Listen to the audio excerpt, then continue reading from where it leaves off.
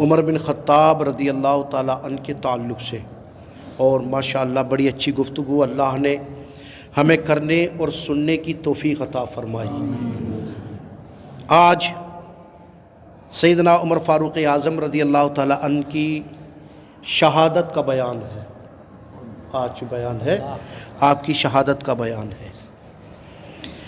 وہ اس طرح سے ہے کہ سیدنا عمر فاروق اعظم رضی اللہ تعالیٰ عنہ ایک رات آپ نے خواب میں دیکھا کہ ایک سرخ رنگ کے مور نے آپ کے بدن میں 2-3 ٹھونگے ماری، سرخ رنگ کا مرغ، اور اس نے آپ کے بدن میں 2-3 ٹھونگے اس طرح سے ماری۔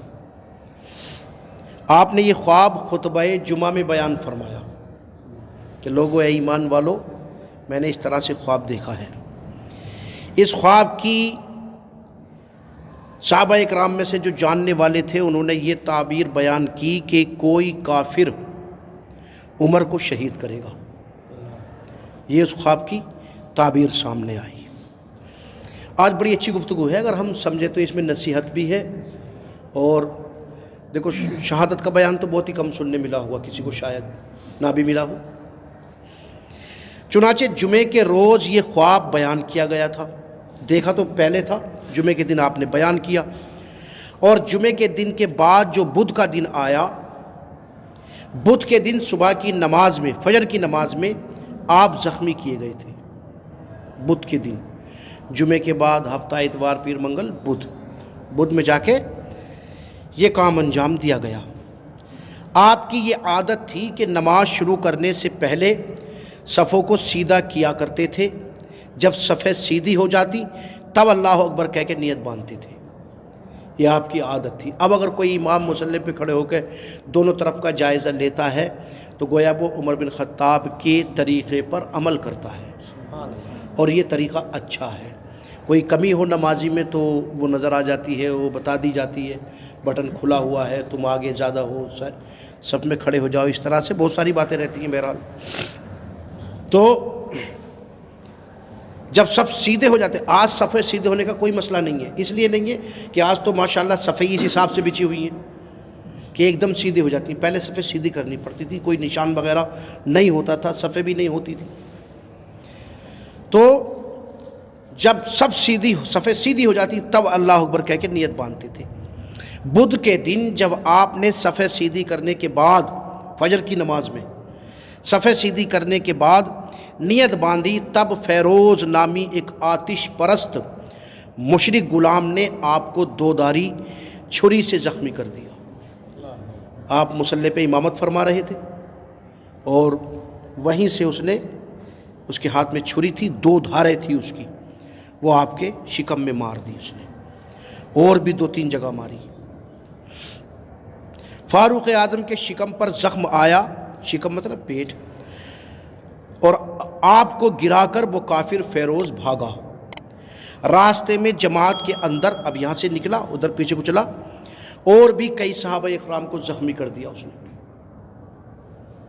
اپنے نکلنے کے چکر میں۔ صفیں لگی ہوئی ہیں ابھی بھی، اور آخر کار کئی صحابہ اکرام کو اس نے زخمی کیا، زخم لگائے کئی کے، اور آخر ایک انصاری صحابی نے اس پر اپنے کمبل کو ڈال کر اسے پکڑ لیا۔ ہاں، جب اس ظالم نے جان لیا کہ اب میں پکڑا گیا اور بچوں گا نہیں، عمر کو زخمی کیا ہے، معمولی بات نہیں ہے، میرا حشر بہت برا ہوگا، تو وہ کافر اپنے ہاتھ سے ہی اس نے اپنے چھری مار لی، گلا کاٹ لیا، کچھ بھی کیا، یہاں تک کہ ایسا زخم لگایا اس نے اپنے آپ کو کہ فوراً ہی مر گیا۔ تو ظاہر سی بات ہے کوئی نازک جگہ پہ ہی مارا ہوگا اس نے، ہو سکتا ہے گردن ہی کاٹ لی ہو، مر گیا۔ حضرت عمر رضی اللہ تعالیٰ عنہ نے عبد الرحمن بن عوف کو اپنی جگہ نماز پڑھانے کے لیے حکم دیا۔ آپ غور کریں، نماز ابھی بھی چل رہی ہے، صفیں ٹوٹی نہیں ہے۔ آپ نے پیچھے سے عبد الرحمن بن عوف کو بلایا، اور عبد الرحمن بن عوف وہ ہیں جنہیں اللہ کے نبی نے بھی اپنی غیر موجودگی میں نماز پڑھانے کا حکم عطا فرمایا، عبد الرحمن بن عوف۔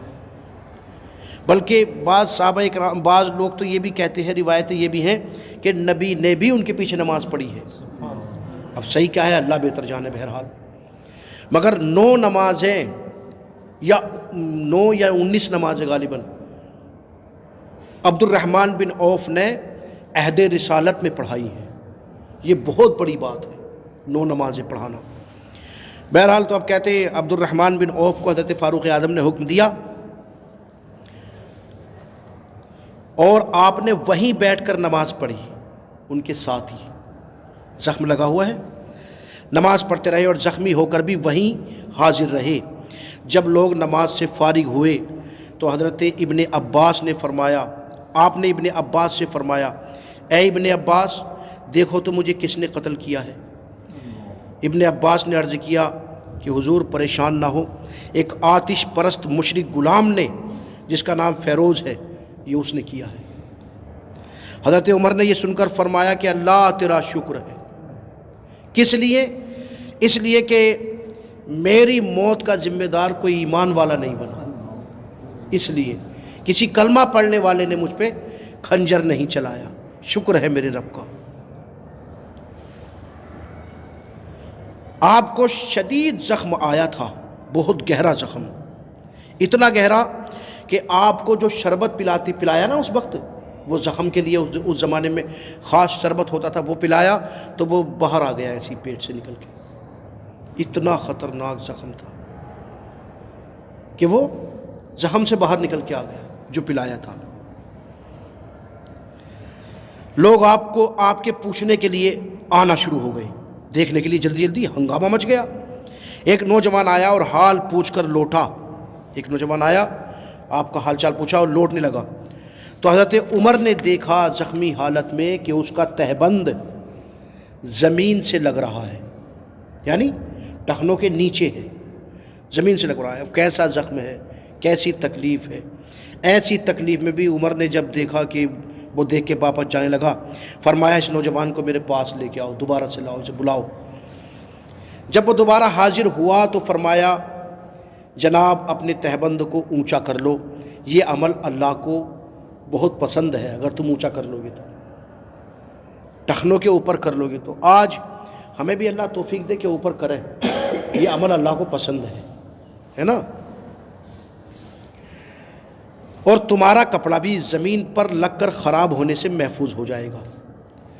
جب آپ کی حالت زیادہ خراب ہو گئی تب آپ نے اپنے صاحبزادے عبداللہ سے فرمایا کہ بیٹا تم ام المؤمنین حضرت عائشہ صدیقہ رضی اللہ تعالی عنہا کے پاس جاؤ اور ان سے میرا سلام کہنا اور عرض کرنا کہ عمر نے آپ سے اجازت چاہی ہے کہ آپ اپنے حجرے میں حضور صلی اللہ تعالیٰ علیہ وسلم کے قدم مبارک میں دفن ہونے کی جگہ اجازت عطا فرما دیں، وہاں دفن ہونے کی اجازت دے دیں. جا کے یہ اجازت لے کے آؤ آپ نے. اب یہ پتہ چلا یہاں سے وہ جو روایت لوگ کہتے ہیں کہ حضرت عمر کے بیٹے نے کوئی زنا کیا تھا اور پھر ان پہ کوڑے مارے اور وہ مر گئے تھے، وہ تو عبداللہ تو یہاں ہے. عمر فاروق اعظم کا وصال کا وقت قریب آ گیا اور وہ یہاں ان کا ذکر ہے، تو اس کا مطلب یہ کہ وہ روایت غلط ہے، اور غلط ہے، حقیقت میں غلط ہے. وہ کسی بڑی کتاب میں نہیں ہے، معتبر کتاب میں کسی میں بھی وہ ذکر نہیں ہے. بہرحال ادھر جانا مقصد نہیں ہے. عمر فاروق اعظم نے کہا کہ جاؤ اور جا کے اجازت لے کے آؤ عائشہ صدیقہ سے کہ مجھے میرے نبی کے پاس رہنے کی اجازت مل جائے. اب آپ کے صاحبزادے گئے، ام المؤمنین سے جا کے عرض کیا کہ ایسا ایسا ابا جان نے اس طرح کی اجازت چاہی ہے. فرمایا کہ یہ جگہ خاص میں نے اپنے لیے رکھی تھی. حضرت عائشہ فرماتی ہیں میں نے یہ جگہ اپنے لیے رکھی تھی، مگر جب عمر کی یعنی چاہت ہے تو جاؤ میں اجازت دیتی ہوں کہ عمر کو وہاں دفن کر دینا. ہاں جب حضرت عبداللہ وہاں سے اجازت لے کر واپس آئے، حضرت عمر کو ان کا اجازت دے دینا سنایا کہ انہوں نے اجازت دے دیا، تو حضرت عمر نے فرمایا اللہ تیرا شکر ہے کہ مجھے نبی کے پاس رہنے کا موقع مل گیا. کتنی محبت اللہ کے نبی سے ان لوگوں کو تھی، کتنی مطلب یہ ہے کہ گہری چاہت تھی یہ کہ موت کے وقت میں کیا کیا وصیتیں، کیا کیا بیٹوں سے کس کس سے ملنے کی اجازت ہوتی ہے، مگر عمر فاروق اعظم نبی سے قریب ہونے کی بات کر رہے ہیں، نبی کے پڑوس میں رہنے کی بات کر رہے ہیں، جبکہ انسان بدحواس ہو جاتا ہے ایسے ٹائم پہ، آنکھیں پھاڑ پھاڑ کے چاروں اور کو دیکھتا ہے، ایسے ٹائم میں بھی عمر بن خطاب نبی کی باتیں کر رہے ہیں، نبی کے پڑوس کی باتیں کر رہے ہیں۔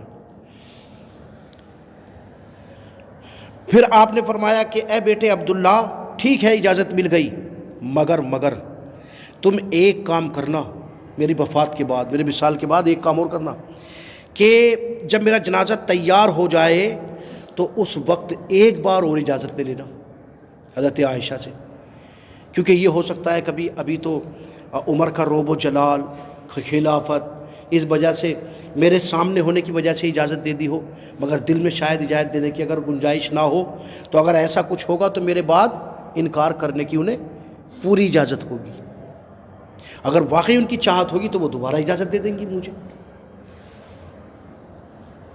فرمایا میرے جنازے کو تیار کر کے پھر حضرت عائشہ صدیقہ رضی اللہ تعالیٰ عنہ کے سامنے لے جا کر رکھنا اور یہ کہنا کہ اس وقت عمر کا جنازہ حاضر ہے اس وقت اور آپ سے اجازت چاہتا ہے، اگر اس وقت بھی اجازت عطا فرما دیں تو اندر دفن کر دینا، مجھے اندیشہ ہے کہ شاید کچھ میرے لحاظ سے اجازت دے دی ہو اس وجہ سے، اس لیے بعد وفات بھی اجازت لے لینا حضرت۔ اور پھر فرمایا بیٹا اب یہاں سے آگے دو چار نصیحتیں ہیں جو ہمارے لیے بھی بڑے کام کی ہیں، اپنے بیٹے سے نصیحت کر رہے ہیں۔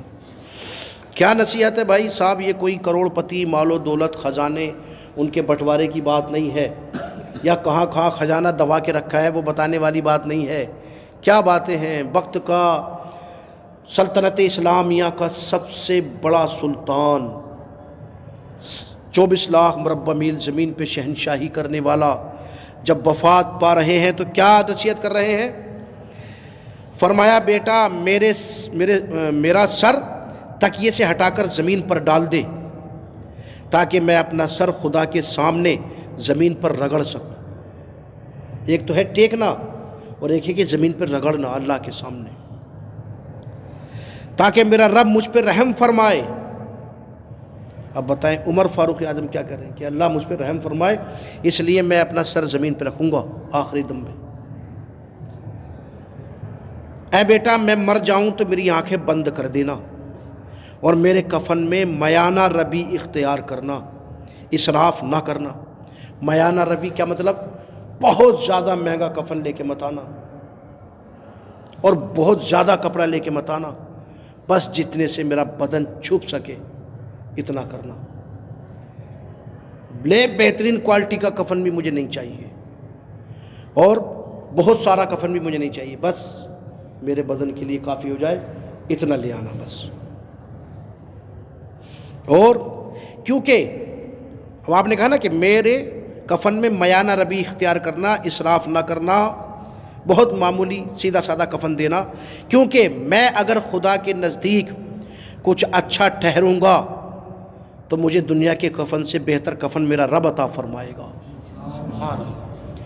اور اگر میں برا قرار دیا گیا تو یہ بھی جو میرے بدن پہ ہے نا یہ بھی چھین لیا جائے گا، سمیٹ لیا جائے گا۔ بیٹا اگر سارے جہان کی دولت اور سامان اس وقت میرے پاس ہوتا، عمر کہتے ہیں، غور کریں آپ، اللہ ہمیں بھی توفیق دے، کہ بیٹا اگر سارے جہان کا سامان اس وقت میرے پاس ہوتا تو میں اسے قیامت کے دن کی گھبراہٹ سے نجات پانے کے لیے خیرات کر دیتا۔ ساری دنیا کی مال و دولت، سارے خزانے، دنیا کے سارے سامان اگر میرے پاس ہوتے تو میں انہیں آج اس لیے خیرات کر دیتا کہ اللہ مجھے قیامت کی ہولناک منظر سے محفوظ فرما لے۔ اب یہ کون ہے؟ عمر بن خطاب۔ ہمارا تو کوئی حیثیت، کوئی ٹھکانہ نہیں کہ پتہ نہیں کیا ہوگا، اور یہ عمر بن خطاب ہیں جنہیں نبی نے فرمایا تم جنتی ہو، اور وہ کہہ رہے ہیں کہ اگر مجھے ساری دنیا کا مال بھی اگر میرے پاس اس وقت ہوتا تو میں خیرات کر دیتا اسے کہ اللہ مجھے میدان محشر کی تکلیفوں سے بچا لے۔ اس لیے اللہ اکبر، آج تو لوگوں کے پاس مال ہوتا بھی ہے تو پتہ بتا کے جاتے ہیں، وہاں سے بھی لے لینا، اس سے بھی لے لینا، اس سے بھی لے لینا، اور سب جمع کر لینا تھا۔ مگر وقت کا شہنشاہ کس بات کی خواہش کر رہے ہیں کہ سارے ہے نہیں، کچھ بھی نہیں ہے ہاتھ میں۔ اتنے دنوں 10 سال خلافت کی آپ نے، کتنے؟ 10 سال یا اس سے کچھ زیادہ۔ اتنے دن خلافت کرنے کے بعد بھی انتقال کے ٹائم پہ کچھ ہاتھ میں نہیں تھا، کچھ بھی ہاتھ میں نہیں تھا۔ قسم خدا کی یار آپ نے دیکھا نہیں ہے، اللہ معاف کرے میرے بھائی، یہ نصیحت کی باتیں اس لیے میں کرنا چاہتا ہوں یار۔ ارے دنیا کا حساب تو چھوڑیے، جو لوگوں کے خون پیے انہیں تو چھوڑیے، جو لوگوں کے گلے کاٹے انہیں تو چھوڑیے، یتیموں کا جو کھایا، بیواؤں کا جو کھایا۔ اگر کوئی نیتا بن گیا نا گلی محلے کا، تو بیواؤں کا، یتیموں کا جو گورنمنٹ سے آ رہا نا وہ بھی کھا گیا، ہوا بھی نہ لگنے دی، کسی کو پتہ بھی نہ چلنے دیا کیا کیا آ رہا ہے۔ یا اسے بھی چھوڑیے یار، لوگوں کو مسجد اور مدرسوں کا سیکریٹری بنا دیتے نا، وہ بھی حساب دینا نہیں چاہتے بڑے بڑے دنوں لوگ۔ دیکھا نہیں کتنے ایسے ہیں حساب ہی گول مول کر دیتے ہیں۔ مسجد مدرسوں کے صدر ہیں، ان کے حساب گول مول کر رہے ہیں۔ اب کیونکہ میری زندگی کا اکثر حصہ انہی لوگوں کے بیچ میں رہتے ہوئے گزر گیا، میں زیادہ تر ان لوگوں کی باتیں کرتا ہوں، اللہ معاف کرے اگر میرا کوئی جملہ غلط ہو تو کوئی برا نہ مانے، لیکن کیونکہ یہ میں نے بہت دیکھا ہے بھائی۔ استعفیٰ ہو گیا، صدر صاحب بنے تھے، اتر بھی گئے، دوسرے صدر آئے، اب وہ کہہ رہے ہیں کمیٹی حساب مانگ رہی ہے، کئی سال گزر گئے حساب ہی نہ دیا بھیا۔ دنیا کے ساتھ تو بھلائی کیا کریں گے، اللہ کے گھر کا حساب نہ دے پا رہے۔ قسم خدا کی کیا ہوگا، انسان کس حد تک گر گیا، مطلب کچھ یہ خبر ہی نہیں ہے کہ ہمیں کہاں جانا ہے، ہم کہاں کے مسافر ہیں، کس کے سامنے کھڑا ہونا ہے ہمیں یار، کون ہمارا حساب لے گا۔ کوئی معمولی تھوڑی ہے کہ صاحب اسے تھوڑا سا گھور کے دیکھ لیں گے تو وہ ڈر جائے گا ہم سے۔ کسے حساب دینا ہے،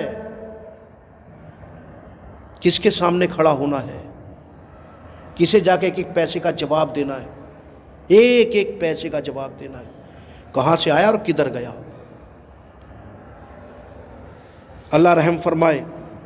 کیا کہہ رہے ہیں آپ؟ قسم خدا کی یہ جملہ میں 1000 بار بھی پڑھوں تو کم ہے یار، کہ اگر میرے پاس دنیا کے سارے سامان ہوتے تو میں آج اللہ کے قیامت کے میدان میں اس کی وحشتوں سے، گھبراہٹوں سے بچنے کے لیے اللہ کی راہ میں سب خیرات کر دیتا آج میں اگر ہوتا تو، مگر ہے ہی نہیں۔ 10 سال یوروپ کے امیر ملک فتح ہوئے عمر بن خطاب کے زمانے میں، دنیا کی دولتیں آئیں جو عرب کے لوگوں نے دیکھی بھی نہیں تھی، ایسے خزانے عمر کے قدموں میں آ کے پڑتے تھے، مگر جانے کے ٹائم پہ ایک مٹھی سامان بھی آپ کے ہاتھ میں نہیں ہے دنیا کا۔ یار قسم خدا کی ایسے امیر ہوں تو پھر، تبھی تو یہ انگریزی دنیا کے رائٹر کہتے ہیں، انگریزی دنیا کے جنہوں نے تاریخیں لکھی ہیں وہ کہتے ہیں کہ اسلام کے دامن میں اگر ایک عمر اور ہوتا تو ساری دنیا پہ اسلام کا پرچم لہرا جاتا۔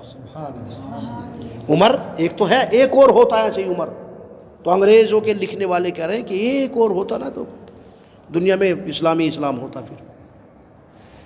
اور کیا فرمایا کہ اگر ہوتا تو میں سب قیامت کی گھبراہٹ سے بچنے کے لیے اللہ کی بارگاہ میں خیرات کر دیتا۔ یہ سن کر حضرت ابن عباس رضی اللہ تعالیٰ عنہ نے فرمایا، اب یہ دیکھیں آپ بھائی وہ کیا کیفیت رہی ہوگی اللہ بہتر جانے، آپ جھانکنے کی کوشش کریں عالم تصور میں، دیکھیں تو صحیح وقت کا کتنا بڑا شہنشاہ، جس سے کیسر و کسریٰ ایران اور عراق والے اور یوں کہیے کہ روم والے جس کے نام سے تھراتے تھے، آج وہ زخمی ہو کے پڑا ہے، آخری سانسیں چل رہی ہیں، سانس